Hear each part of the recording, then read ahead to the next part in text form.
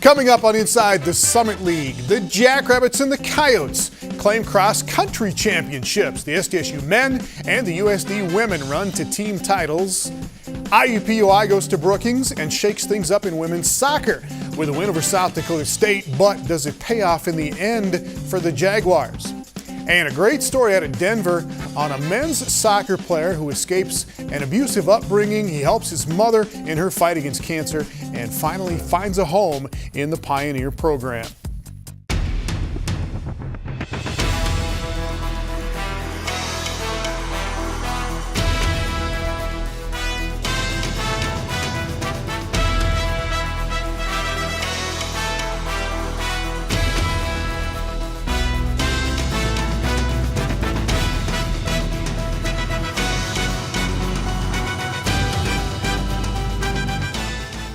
Hello again, welcome to the show. Welcome to November. And a really good story coming up on Courtney Ford at Denver. And we will tag along with SDSU men's basketball coach TJ Otzelberger as he goes trick-or-treating and talking a lot on campus in Brookings. But coming up first, the first championships of the fall season. And the first team titles of the year are earned by South Dakota State's men and South Dakota's women in cross country. The Coyote women make it 3 in a row as they and North Dakota State and South Dakota State battle to the finish.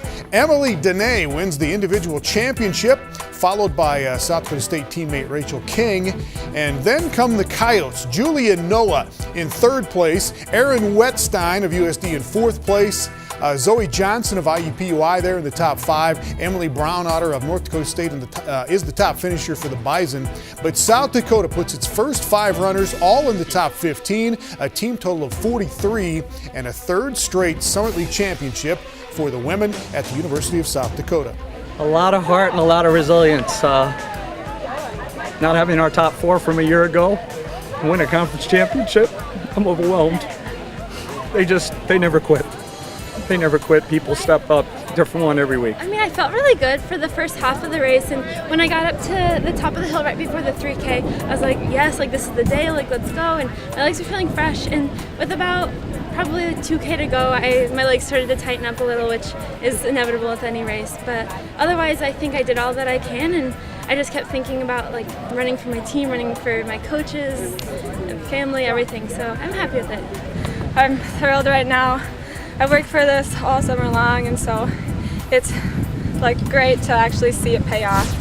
And congratulations to Emily. Her time is the 4th fastest finish in league championship history. She is named the championship MVP, and this is the first female from South Dakota State to earn that honor. Dan Fitzsimmons is the coach of the year at South Dakota now for the 3rd year in a row. And the Coyotes are the champions for the 3rd year in a row. As you take a look at the team totals, South Dakota's top finisher, Julia Noah, by the way, is just a freshman, and she wins newcomer of the championship honors.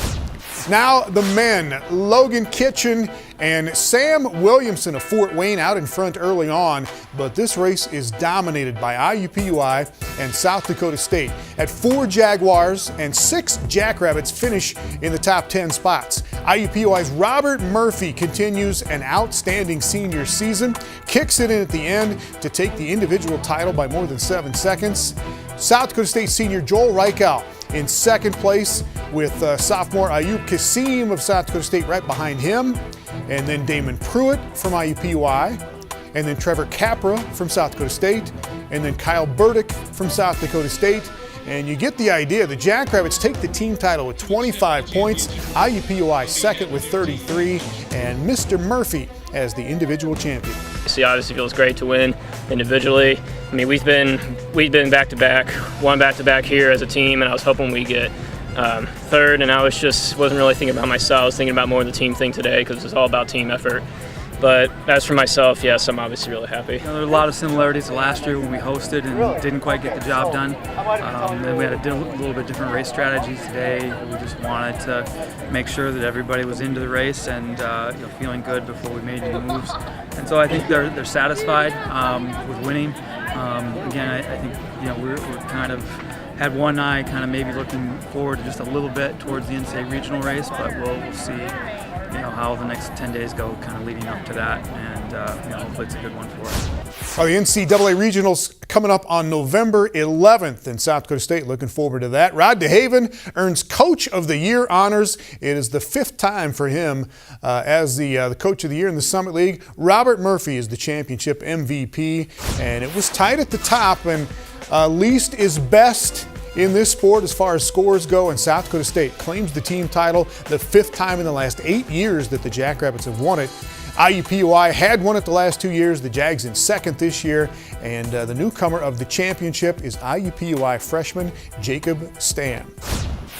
Women's soccer coming up next. Their postseason tournament is set. The all-league team is out. Plus, we got the players and the coach of the year. Inside the Summit League on Midco Sports Network is presented by Sanford Orthopedics and Sports Medicine, Dakota Land Honda, and South Dakota Corn. Welcome back. The Summit League Women's Soccer Championships are this Thursday and Saturday in Fargo, and you can watch them if you would like. All of the games will be streamed on the league website at thesummitleague.org. And there was some stuff going on in the final regular season games that had an impact on the tournament. For one, IUPUI goes to South Dakota State on Friday and beats the Jackrabbits. Haley Shelton with a second-half goal as the Jags win 2-1, and the loss cost the Jackrabbits the regular season championship and the #1 seed in the Summit League tournament. And that #1 seed goes to North Dakota State. The Bison beat IUPUI 2-0 on Sunday with goals from Brittany Montian and Lizzie Lucas. So North Dakota State wins the regular season title and knocks IUPUI out of the league tournament. You know, it's a must-win game for both teams. You know, they win, they're in. We lose, we're out. If we win, we're the Summit League regular season champions. So, you know, it was a battle of two good teams. We played extremely well. I thought we were the better team for the majority of the game, and we got a just result. All right, so North Dakota State is in as the #1 seed. South Dakota State is the 3 seed in the tournament. Denver will be the 2 seed. The Pioneers win their last 2 regular season games. They beat Fort Wayne on Friday, and then a 2-0 win over Omaha on the last day of the regular season. Leah Swander and Hannah Adler with goals for Denver in that win. Denver finishes the regular season 5-2-1. They were tied with North Dakota State, but the Bison win that tiebreaker. So North Dakota State and Oral Roberts in the first game of the league tournament on Thursday. Oral Roberts lost to NDSU in the first game of the league regular season. The Golden Eagles lost their first 3 league games, but won their last 5 in a row to get into the tournament. South Dakota State and Denver in the other semi. SDSU won that regular season matchup 2-0. And again, you can watch all of this weekend's games streaming on the Summit League website. And you will also find the Women's Soccer All-League first and second teams on the website. Here are the other postseason awards. Offensive Player of the Year is Lexi Jones at Oral Roberts, tied for the league lead in goals this year. Coach of the Year is her coach, Roger Bush, at Oral Roberts. Defensive Player of the Year, Mackenzie Bothner at Denver. Freshman of the Year is Hannah Adler at Denver, led her team in goals and points this year. And the Keeper of the Year is Brittany Wilson at Denver. And last week, we showed you the Denver women's team, all those kids, and their Tuesday tradition of getting together at Coach Jeff Hooker's house for a team meal. This week, it's the Pioneers getting together again, this time for a little friendly Halloween competition.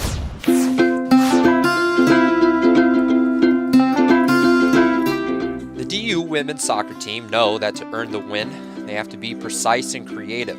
They have to compete at a high level while also remaining poised. Because after all, a pumpkin carving contest often provides little room for error. It's a pretty fun experience, just like coming to an area where we're not on the field, but we're still so competitive, like just with classes, winning pumpkin carving competitions, like it's awesome. And then having the chili competitions, it's nonstop competition, but like in the most fun way you can possibly imagine. Each year, the Pioneers join Derek and Silver and his family for a friendly competition to find out which class can create the best Halloween pumpkin. Silver, an associate professor with DU, enjoys being able to connect with student athletes on campus and likes to make sure they feel more than welcome to ask for his help or advice. Therefore, Silver and his family opened their home to an entire soccer team for a perfect October night filled with fun and, of course, chili. Give them a home-cooked meal, but also kind of get them in a home environment You know, when you're away from your family, even though you know you're an adult, it's still nice to kind of have those touchstones. You know, we always joke that the DU women's soccer is really a family, and so we're just really happy to be part of the family. It's really cool to have a professor like be a part of our like little family, and it really like enhances our family environment overall. So I think it's really awesome that they do this for us. While the pumpkin carving does take up the majority of the team's time while visiting the Silvers, it is certainly not the only part of the evening that puts smiles on each person's face. Each class's presentation sends everyone into laughter that can be heard at the end of the block. Now, once they do the pumpkin carving, they have to do a presentation and talk what it's about and what it means to them, the significance of what they've created and everything else. And there's been times where the presentation has outdone the creation. It actually takes a lot of weeks of planning. Well, once it starts coming around to September, we'll think about it, and then we'll start Googling new ideas. And then in the past like 2 years, we've tried to make it towards soccer. So we'll have like a dual meaning behind something, or just something that the team is interested in that year. It does quiet down just slightly when the team dives into the 4 different types of chili made for that night. But the fun carries on. It's become one of my favorite nights of the year. It's actually one of my family's favorite nights of the year. You know, I always tell the women, you know, when they leave, they always say, you know, thank you so much for having us over. And my response is always, thank you so much for coming over. Thank you for allowing us to be part of something that's so special.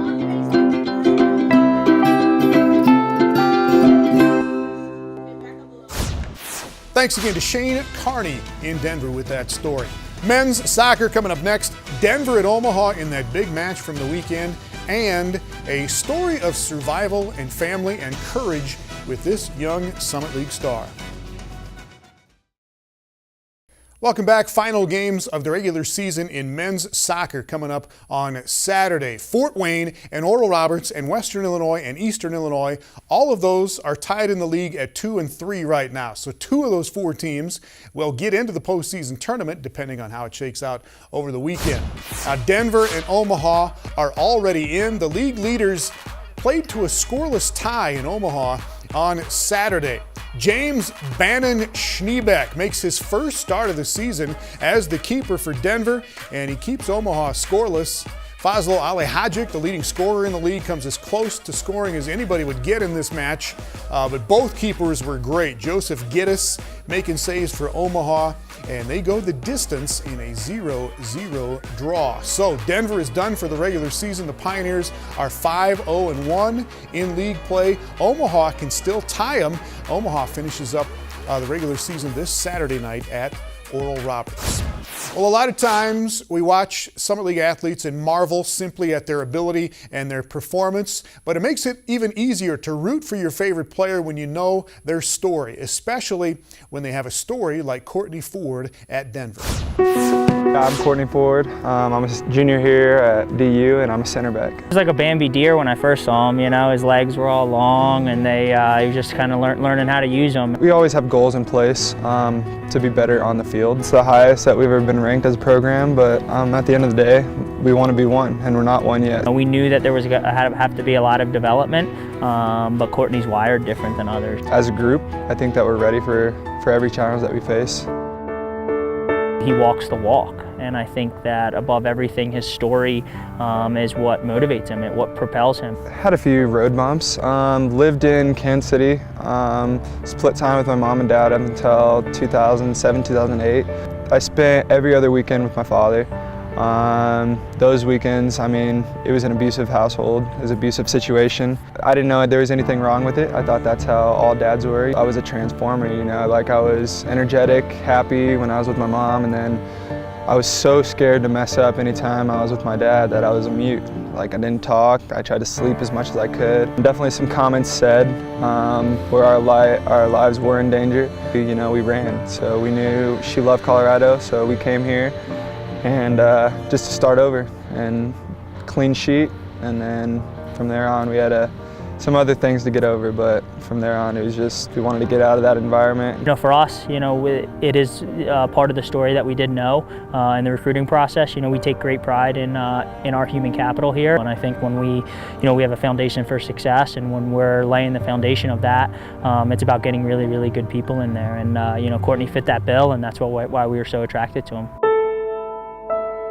I was 12 and my mom was diagnosed with stage 4 breast cancer. I didn't really understand what that meant, but as the process went along, I started noticing like how graphic and how serious it was. In Storm North, we trained all the way out in Dove Valley, and so that was about a 2.5-hour drive there and about a 2-hour drive back, and she was making that drive while she was in chemo.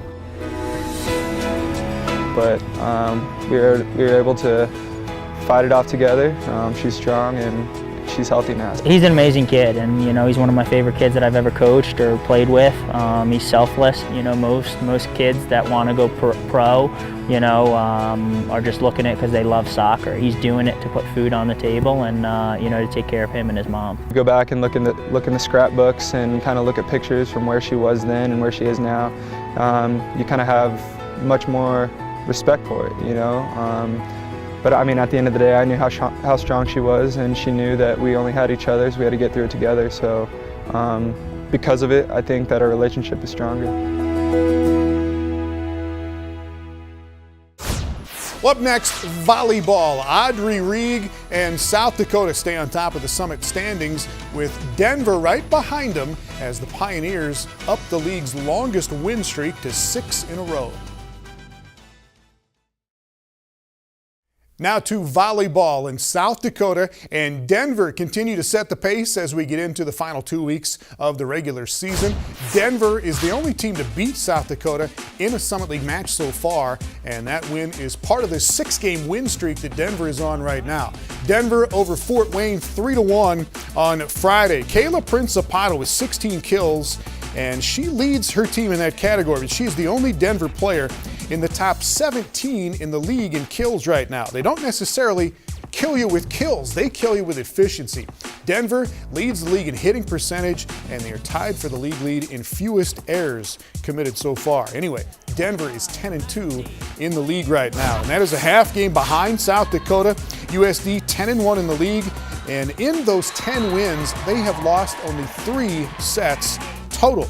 They get 2 more sweeps over the weekend, beat Omaha on Friday and Western Illinois on Saturday. And speaking of hitting percentage, South Dakota's Lindsey Brown, the league leader at .390 on the season. She hit .667 on Saturday, 11 kills on 15 attacks for the Coyotes. Audrey Rieg with another outstanding weekend for USD. And Rieg with her second Player of the Week honors this season. 15 kills, 16 digs against Western, 13 kills, 8 digs against Omaha. And South Dakota, by the way, 21 wins this season. That is their most as a Division I program.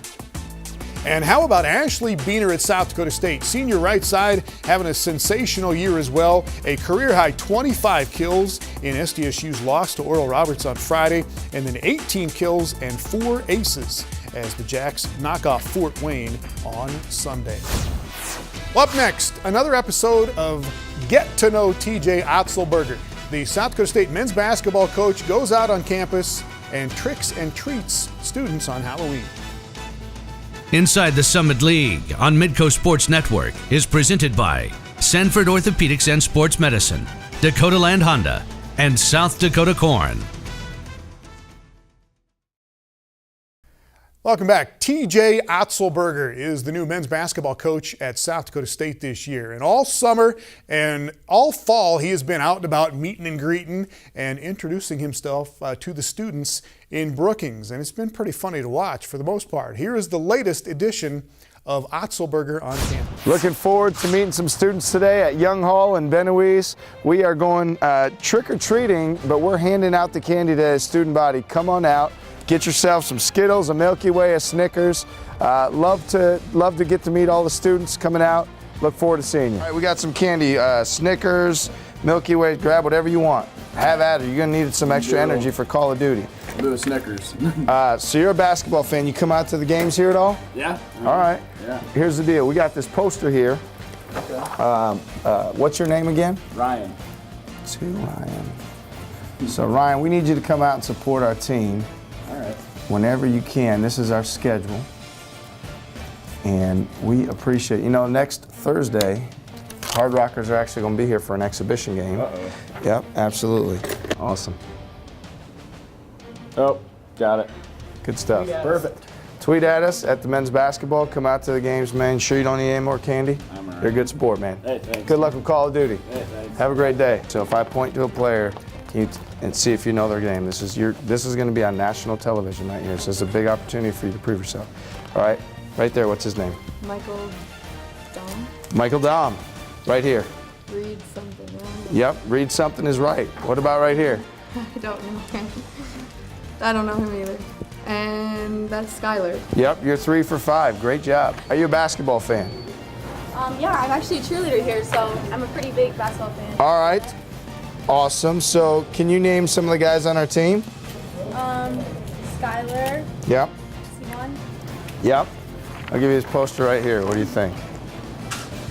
I mean, I could, yeah. They all look familiar. Okay. Yeah. So do you cheer for men's basketball games too? Yes, I will be starting. Okay, awesome. Well, here's the deal. Since you're on camera, this is an opportunity to promote Jackrabbits in your program. Can you give us one of your best cheers right into the camera? Right now? Right now. Here we go. The camera's on. SDSU. Well, the Jackrabbit men have an exhibition game on Thursday. It'll be their first outing under new head coach TJ Otzelberger. Elsewhere this week on the Summit League schedule, women's soccer championships in Fargo, first round on Thursday, North Dakota State and Oral Roberts at noon, followed by Denver and South Dakota State, the championship on Saturday, and you can watch all those games on the league website. Last regular season games in men's soccer this weekend. 4 teams, Fort Wayne, ORU, Western, and Eastern Illinois with a shot to make the postseason tournament. 2 of those will get in. And in volleyball, league leader South Dakota on the road at 4th place North Dakota State and at 3rd place IUPUI this weekend. We'll see you next week.